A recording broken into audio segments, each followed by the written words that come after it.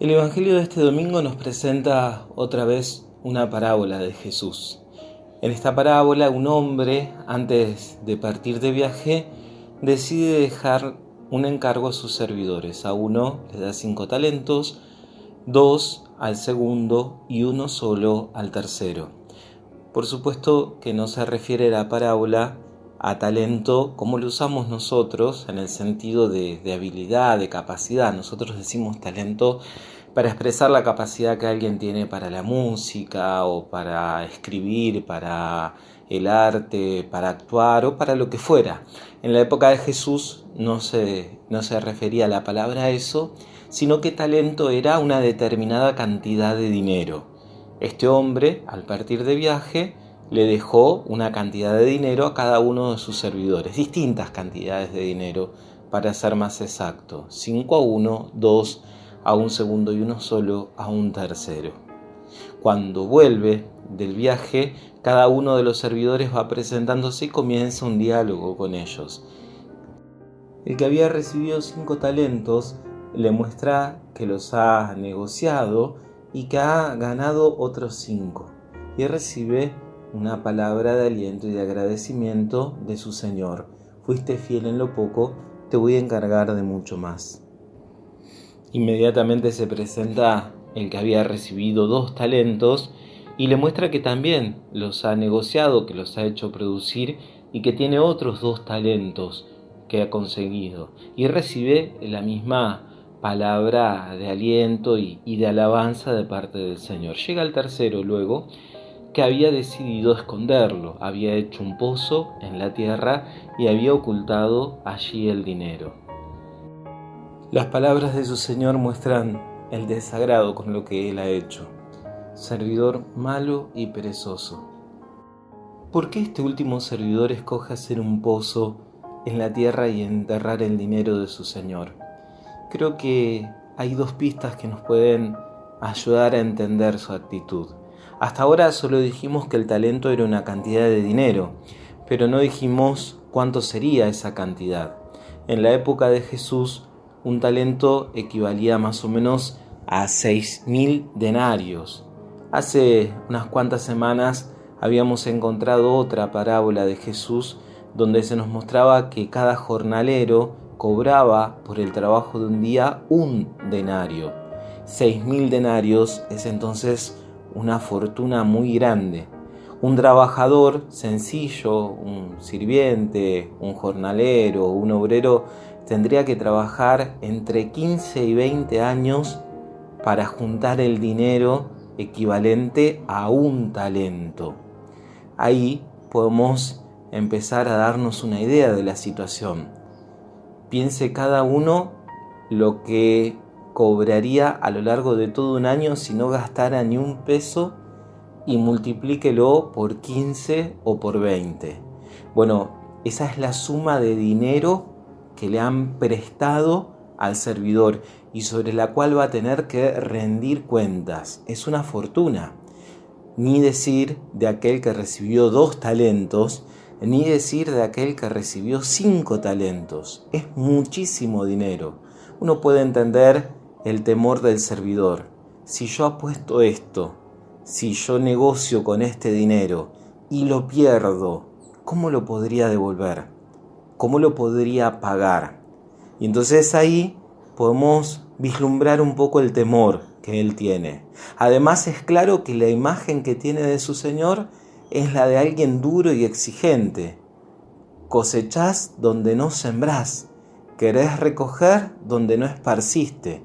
Entonces, teniendo una imagen de su Señor tan exigente y teniendo tanto dinero para manejar, uno entiende que haya tenido ese miedo, ese temor, y haya elegido ir a lo seguro, esconder el dinero y por lo menos no quedarle debiendo nada a su Señor.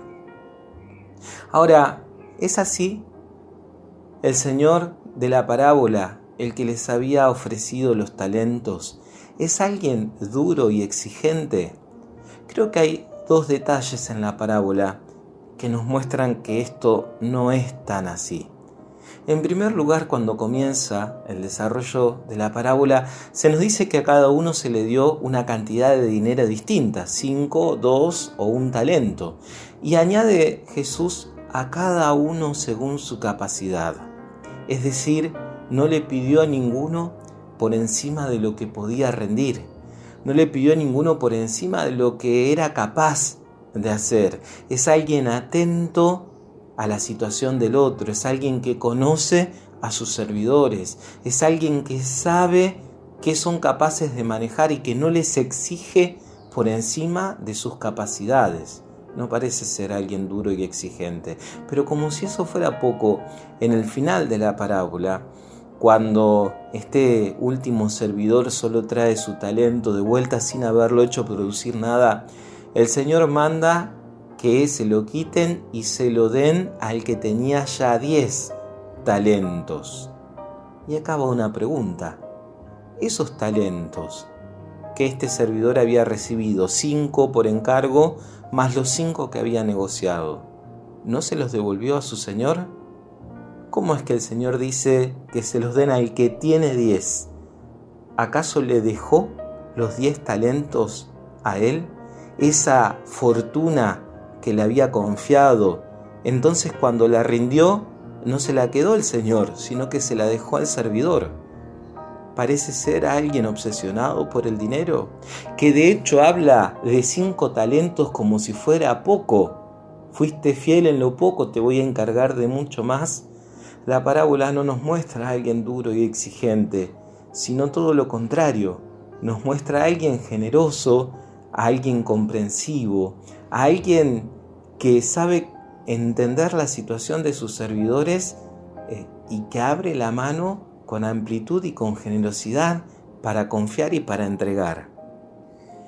La imagen de alguien duro y exigente está en la cabeza y en el corazón del tercer servidor, pero no se corresponde a la realidad. De hecho, por lo visto, los 2 primeros servidores no tenían esa misma imagen.